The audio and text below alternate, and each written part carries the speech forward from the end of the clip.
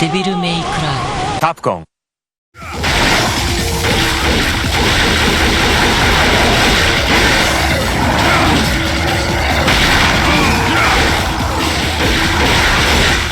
Okay, enough sequels.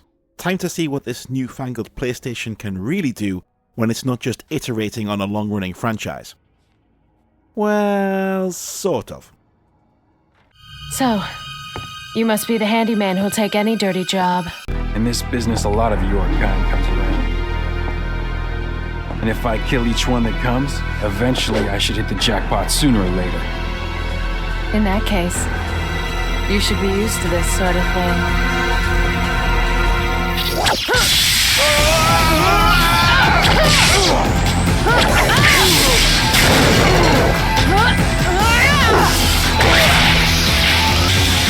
Didn't your daddy teach you how to use a sword?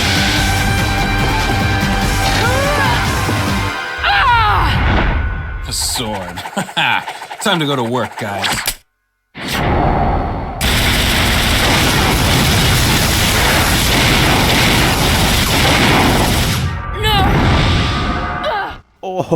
Oh man, look at that. I don't care what anyone says, this guy is cool. There's been some discussion in recent years about whether Dante is actually cool, and I'm here to tell you he is. I'm not having any slander against my boy here. He's just shot a motorbike out of the air with twin pistols. I don't know what try hard means, but this is awesome.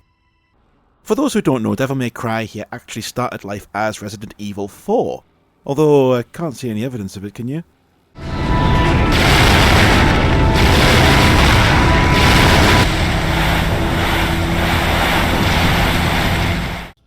According to internet legend, Capcom were developing the idea of the player character in Resident Evil 4 being infected with some new strain of the T-virus or something that gave them powers to put a spin on the survival horror formula. But as the development progressed, they realised they hadn't just put a spin on it, they totally inverted it, by making the player character so powerful you really couldn't classify it as survival horror at all. So the game was retooled into a new IP, and that is what you see here. There was something really liberating about this. Devil May Cry retains a lot of the aesthetic remnants of Resident Evil, from the obvious love for gothic architecture and the quiet sense of isolation, right down to the warning about explicit violence and gore at the startup screen. So when you enter the game world as a half-demon, wielding a massive sword and twin pistols with infinite ammunition, that's right, infinite ammo, it's like they're deliberately trolling Resident Evil at this point. You couldn't feel further from a regular Joe trying to survive amid horrifying terrors. This is a power fantasy through and through, and it's even more satisfying slicing and dicing these baddies if you had spent the last few years playing Resident Evil and desperately searching through bins for a couple of bullets like a junkie and being too scared to open doors. The genius of Devil May Cry, of course, is that despite this over-the-top power fantasy, the game is by no means easy. In fact, on its normal mode, it's one of the more difficult action games of its time. The trade-off for having a wide array of stylish sword moves and infinite ammo is that the enemies are tough and smart. They can dodge your attacks and they deal a decent amount of damage on their own, even in the early stages. While you're unlikely to die from a few mistimed interventions with the marionettes, for example... unless you're me. They do a good job of softening you up so that you face the more dangerous enemies with less health. By the time you fight the Sin Scissors or the Shadow, you're already on the back foot, while having to learn their attack patterns and tells for what they're going to do and when. But this means when you do get into a groove of dodging and countering, as well as stylishly juggling enemies in the air, it's all the more satisfying. This is enhanced by the game judging you constantly, not just on how well, but how stylishly you're playing.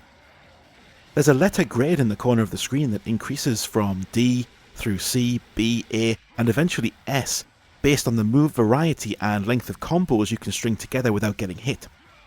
It's a surprisingly powerful motivator to play the game the way it was meant to be played, rather than just sitting back and relying on that infinite ammo to dispatch foes from a distance. That said, I did have to accept the game's gentle nudging into easy mode in order to finish the game. Move this man! Shame on you! Shame. This is a real cakewalk and takes away some of the fun of the combat, but the challenge on normal, particularly the first time through, gets a bit silly.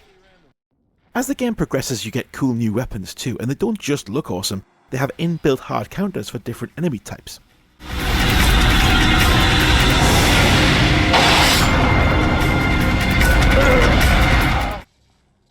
No point attacking electric enemies with an electric sword, so switch to the flaming gauntlets to burn them with sick karate. But by far the coolest thing to do here is to build up your special meter under your health bar and unleash your inner demon. This is essentially an invincibility mode that makes you far more powerful, regenerates health, and increases your speed all at the same time. The longer the bar you build up, the longer it lasts, and you can even upgrade this mode to let you fly. It's essentially a press X to win button, and it's glorious. The injection of some attitude and levity in here was very welcome too. Dante's verbal sparring with the bosses and his irreverent attitude to all the demonic hordes helps lighten the oppressive horror atmosphere and make it a more fun story to enjoy, as nonsensical and irrelevant as it all is. What a big surprise. I hope for your sake you got something inside that big body of yours. Block off, Featherface, or you can stick around and find out the hard way. Yeah, actually, it probably helps that this was translated from Japanese. You can infer that it was probably cooler and more cutting in its original language. He's still cool, okay? I should have saved you.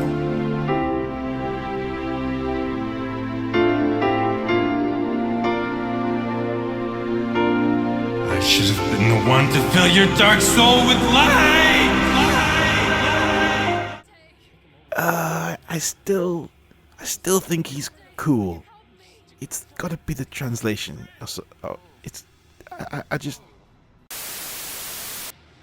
We've talked previously about games that were groundbreaking and ambitious. Last time out it was Shenmue, pioneering the open world freedom that GTA went on to perfect. But I think Devil May Cry doesn't really get the credit it deserves for establishing the stylish character action genre.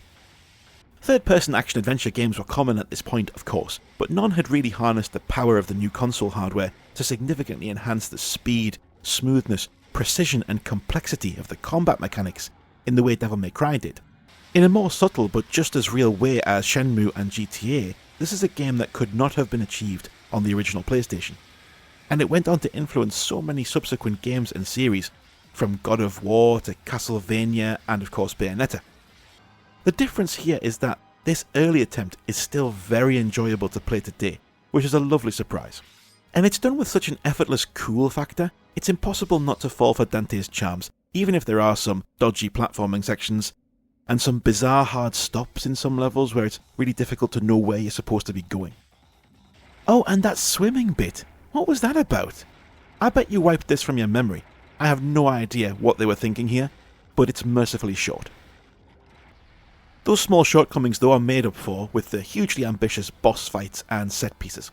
The boss fights against Griffin and Nilo Angelo are especially impressive, and the constant sense of fun throughout. The style meter means that every encounter, big or small, feels like a real blast, and it's short enough that it never starts feeling like a chore, something some modern games could learn from. This is without question one of the best action games of all time, and if you haven't played it, what are you doing? Go and play it now. It looks like we have a winner. Jackpot!